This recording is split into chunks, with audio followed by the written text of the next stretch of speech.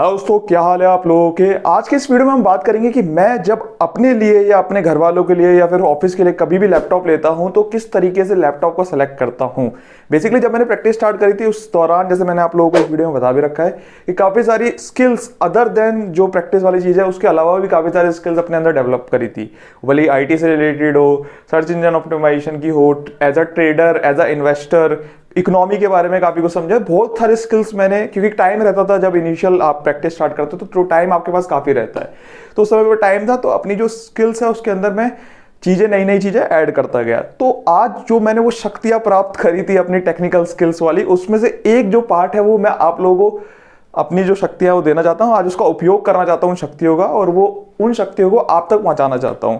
तो इस वीडियो के अंदर हम बात करेंगे कि मैं जब लैपटॉप सेलेक्ट करता हूं तो किस तरीके से सेलेक्ट करता हूं, क्या क्या उसमें चीजें देखता हूं, मतलब क्या क्या कॉन्फ़िगरेशन उसके अंदर देखता हूं, और क्या क्या चीजें, मतलब ये भी हम समझेंगे बेसिकली कि कॉन्फ़िगरेशन का जो हम देखते हैं उसको प्रैक्टिकली समझेंगे भी सही कि किस तरीके से काम करती है। ठीक है, पूरी वीडियो बने रहिएगा, आपको बहुत चीजें सीखने को मिलेगी इस वीडियो के थ्रू। मतलब जो मेरी नॉलेज थी और जितनी भी नॉलेज है प्रैक्टिकल चीजों को लेकर, वो ट्राई करूंगा कि मैं आप लोगों तक पहुंचा सकूं। तो वीडियो को स्टार्ट करते हैं। देखो यार, जब भी आप लैपटॉप या कोई भी सिस्टम आप परचेज करते हो, सबसे पहले हमें समझ में आना चाहिए कि उसके अंदर जो कॉन्फ़िगरेशन होती है उसका मतलब क्या होता है। ठीक है, मैं बोलता हूं मेरे को रैम ज्यादा चाहिए, मुझे हार्ड डिस्क बड़ी हुई चाहिए, मेरे को 2 TB की चाहिए, 3 TB चाहिए। भैया लॉजिक उसके पीछे पता होना चाहिए ना कि लॉजिक क्या है, क्या मतलब है, उन सब जो हम बोल रहे हैं, जो कह रहे हैं, उसका मतलब क्या है, वो समझ में आना चाहिए ना। जब तक वो चीज़ समझ में नहीं आएंगी यार, मजा नहीं आएगा ना। आप खुद सोचो कि जब तक, मतलब आप जब लैपटॉप सेलेक्ट करते हो, जब तक चीजें पता नहीं है किसी भी चीज के बारे में, जो भी आप परचेज कर रहे हो, जब तक उसके बारे में पता नहीं है तो मजा कैसे आएगा। तो वही चीजें सबसे पहले मैं आपको प्रैक्टिकली बताता हूं कि कोई भी चीज किस तरीके से काम करती है, जो भी लैपटॉप के अंदर कॉन्फ़िगरेशन हम देखते हैं वो किस तरीके से काम करता है। ठीक है, लैपटॉप के अंदर जब भी एज अ प्रोफेशनल या एज अ स्टूडेंट हमें 3 चीजों के ऊपर बेसिक हमारा फोकस होना चाहिए। पहला, स्टोरेज डिवाइस। दूसरा, जो हमारी मेमोरी डिवाइस होता है यानी कि रैम हो गया। ठीक है, तीसरा जो है वो है प्रोसेसर। तो स्टोरेज डिवाइस की अगर मैं बात करूं तो स्टोरेज डिवाइस बेसिकली जनरली 2 तरीके के होते हैं जब मैं कंप्यूटर या लैपटॉप की बात करता हूं। पहला हार्ड डिस्क, दूसरा SSD। ठीक है, तो हार्ड डिस्क और SSD, और वहीं पे अगर मैं बात करूं रैम, तो रैम तो आपको पता ही है। उसके बाद प्रोसेसर हमारे पास जनरली 2 तरीके का, आप 2 कंपनीज के देखोगे, एक देखोगे आप AMD का, एक देखोगे आप इंटेल का। इंटेल का आपने सुना होगा i3, i5, i7, i9, और उसी तरीके से AMD के भी आते हैं काफी सारे प्रोसेसर, A5, राइजन, काफी सारे प्रोसेसर आते हैं AMD के भी। उसके अंदर भी क्या है कि आप देखोगे प्रोसेसर के अंदर जनरेशन होती है। तो वो सारी चीजों के बारे में समझेंगे कि किस तरीके से आपको, जब भी आप अपना सेलेक्ट करें सिस्टम, किस तरीके से आपको सेलेक्ट करना चाहिए। सबसे पहले हम बात करते हैं कि काम किस तरीके से करते हैं तीनों चीजें, उसके बारे में सबसे पहले बात करते हैं हम लोग। चलो यार, एक एग्जांपल के थ्रू समझते हैं अब इसको। मान लीजिए आपने कोई भी एक्सेल फाइल ओपन करी। ठीक है, एक्सेल फाइल आपने ओपन करी, आप देखते हो एक्सेल फाइल जो आपकी पड़ी होती है वो पड़ी होती है स्टोरेज डिवाइस के अंदर। यानी कि जितना आपका स्टोरेज डिवाइस होगा, जितना बड़ा आपका स्टोरेज होगा, उतना ज्यादा आप डाटा रख पाओगे। यानी कि मान लीजिए अगर आपके पास 1 TB की हार्ड डिस्क है, स्टोरेज डिवाइस मैंने बताया आपको, हार्ड डिस्क या SSD। हार्ड डिस्क अगर आपके पास 1 TB की है तो 1 TB जितना डाटा रख पाओगे। उसी तरीके से मान लीजिए आपकी उस हार्ड ड्राइव के अंदर या उस SSD के अंदर आपकी एक एक्सेल फाइल पड़ी हुई है। ठीक है, अब एक्सेल फाइल को सबसे पहले क्या करना पड़ेगा, अगर मेरे को रन करना है, आप मान लीजिए थोड़ा सा सोचिए किस तरीके से होता है। आपको एक्सेल फाइल को अगर रन करना है तो आप क्या करोगे, डबल क्लिक करोगे माउस के ऊपर, भैया चल जा। ठीक है, अब होगा क्या, उस हार्ड डिस्क के थ्रू, जो हार्ड डिस्क या SSD के अंदर जो फाइल पड़ी हुई है, एक्सेल फाइल जो पड़ी हुई है, वो उड़ के आएगी रैम की तरफ चलाने के लिए। सबसे पहले जो मेमोरी डिवाइस है जिसके ऊपर सारी चीजें रन होती है वो होता है रैम। ठीक है, एक रैम के ऊपर सारी चीजें रन होती है। कोई भी चीज आप चलाते हो, चाहे आप एक्सेल चलाओ, टैली चलाओ, या कोई भी चीज, आप कोई भी सॉफ्टवेयर चला रहे हो, गूगल क्रोम चला रहे हो, कुछ भी चला रहे हो, आप सारी की सारी चीजें आपके हार्ड डिस्क से निकल के, जो भी चीज उसके अंदर पड़ी हुई है, भले आपके पास 1 TB का डाटा हो, 10 TB का स्टोरेज डिवाइस हो, जितने मर्जी का हो, अगर आपके पास रैम नहीं होगी उसको चलाने के लिए तो नहीं चलेगी वो चीज। समझ में आ रहा है?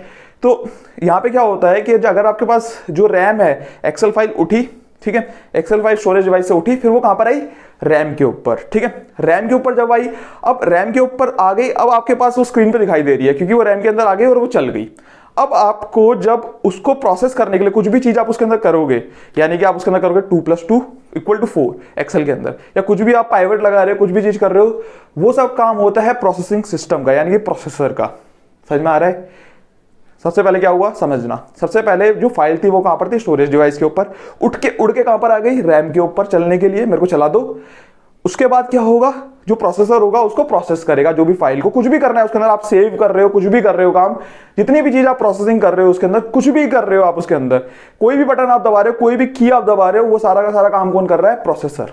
समझ में आ रहा है? क्योंकि देखो प्रोसेसर क्या है, एक तरीके का दिमाग है, जैसे हमारा ह्यूमन माइंड होता है ना, उसी तरीके से जो कंप्यूटर का दिमाग होता है वो प्रोसेसर होता है।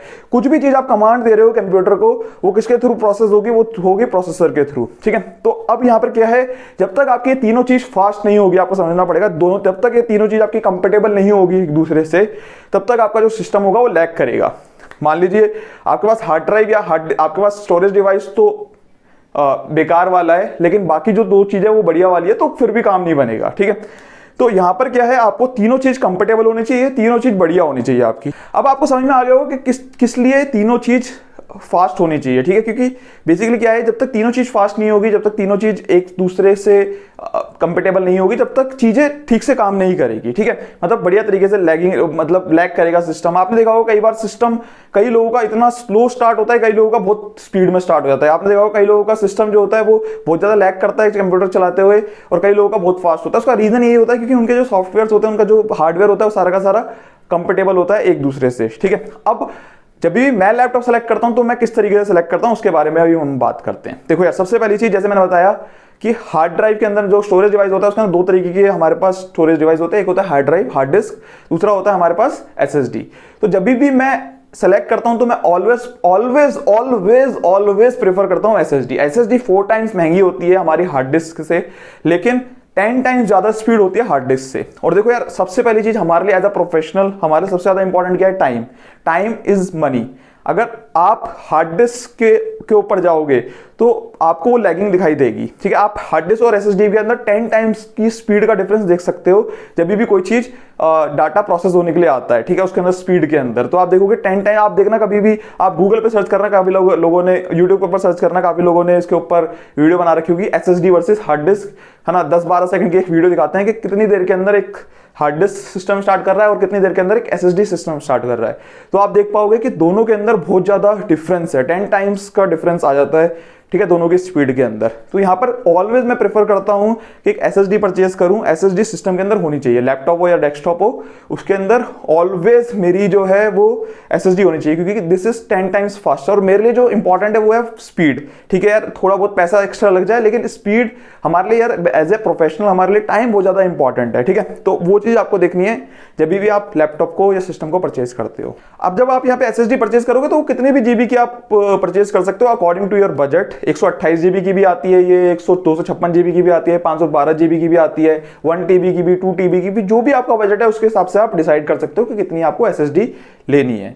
नेक्स्ट नंबर पे हम बात करते हैं रैम के बारे में। तो रैम यहां पर क्या है, दो चीजों के बारे में मैं बोलूंगा। बेसिकली क्या होता है इसके अंदर, आप देखोगे एक तो मेगा हर्ट्ज की इसके अंदर स्पीड दी होती है।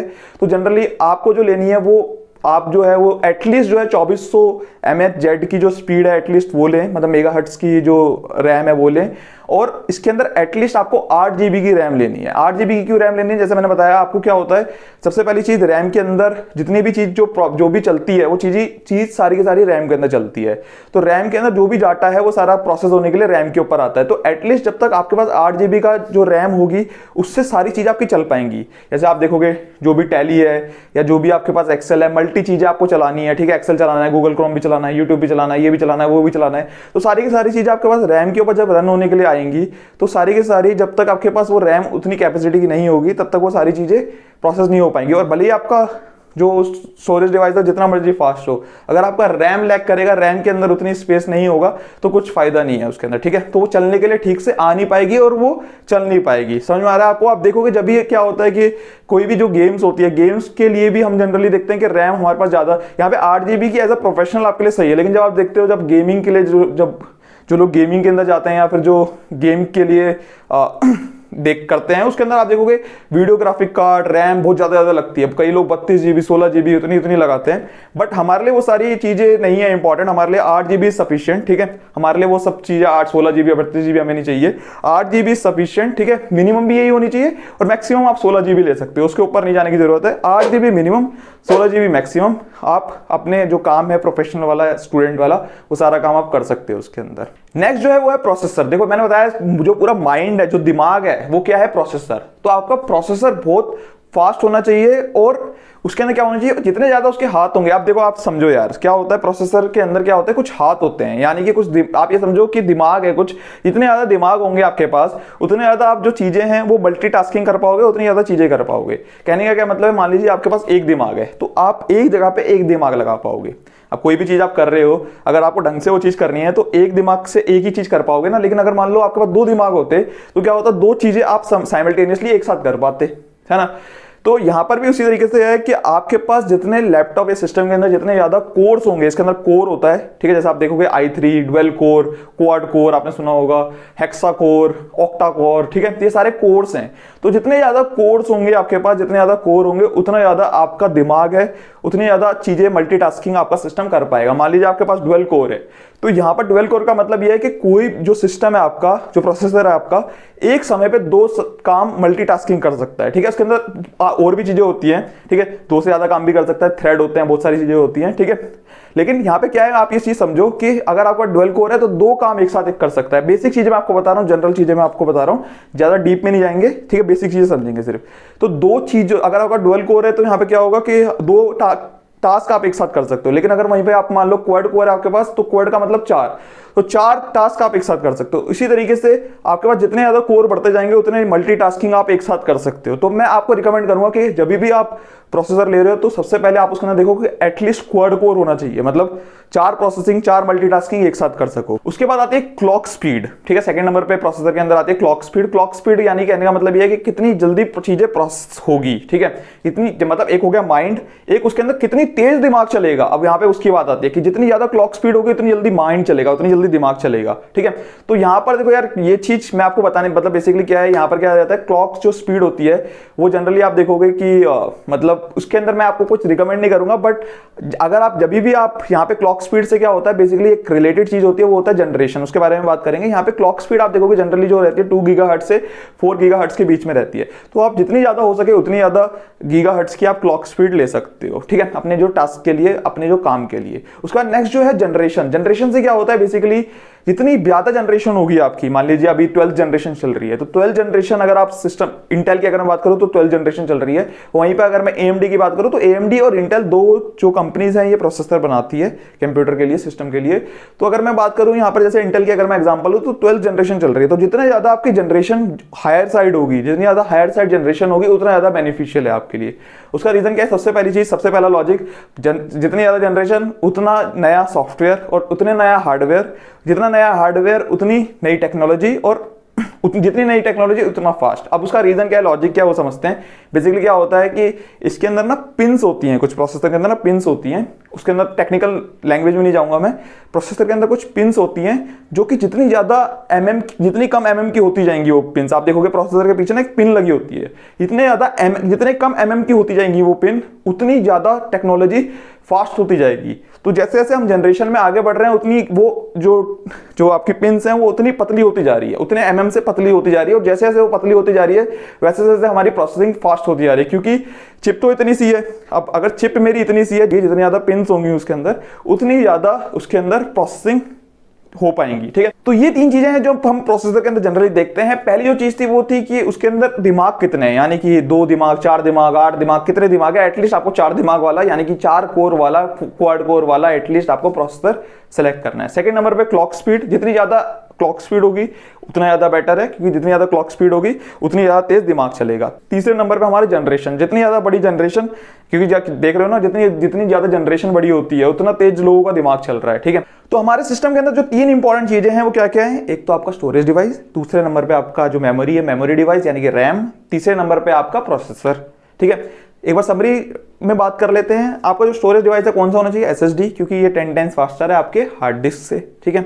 सेकंड नंबर पे हमारे रैम जो है उसके अंदर दो चीजें हमारे पास, जितने ज्यादा मेगाहर्ट्ज उसके अंदर होगा, यानी कि 2400 मेगाहर्ट्ज एटलीस्ट आपको लेना है, उसके ओवर एंड अबव जितना ज्यादा हो उतना ज्यादा बेटर है उससे। और सेकंड नंबर पे क्या था हमारे पास, एटलीस्ट 8 GB की रैम होनी चाहिए, क्योंकि जितनी ज्यादा रैम होगी उतने ज्यादा हमारे पास उसके अंदर टास्क कर पाएंगे हम उसके अंदर, ठीक है। तीसरे नंबर पे हमने बात करी प्रोसेसर के बारे में। तो प्रोसेसर के अंदर हमने 3 चीजों के बारे में बात करी थी। पहले नंबर पे हमने बात करी थी उसके अंदर जो कोर्स है वो कितने होने चाहिए, यानी कि दिमाग कितने होने चाहिए, 2, 4, 8, 12, ठीक है। जितने ज्यादा होंगे उतने ज्यादा बेटर है, लेकिन एटलीस्ट रिकमेंडेड है 4। उसके बाद हमने बात करी थी क्लॉक स्पीड के बारे में। क्लॉक स्पीड 2 गीगाहर्ट्ज से 4 गीगाहर्ट्ज के बीच में रहती है जनरली, और जितनी ज़्यादा होगी क्लॉक स्पीड उतना ज़्यादा आपके लिए बेटर है। तीसरे नंबर में हमने बात करी जनरेशन के बारे में। जनरेशन जितनी ज़्यादा उतनी ज़्यादा बेटर है। अभी 12 जनरेशन चल रही है इंटेल के अंदर, और जितनी ज़्यादा जनरेशन होगी उतने पिन छोटे होते जाएंगे, जितने ज़्यादा पिन होंगे प्रोसेसर के अंदर उतनी ज़्यादा फास्ट प्रोसेसिंग होगी आपकी। कुछ रिकमेंडेड लैपटॉप्स मैं डिस्क्रिप्शन में भी डाल दूंगा, जो आपको लिंक दे दूंगा, आप चाहे तो उस लिंक से जाकर परचेज कर सकते हैं। और अगर आपको ये वीडियो पसंद आई तो लाइक जरूर करना, चैनल को सब्सक्राइब जरूर करना। मिलते हैं नेक्स्ट वीडियो में। Thank you so much.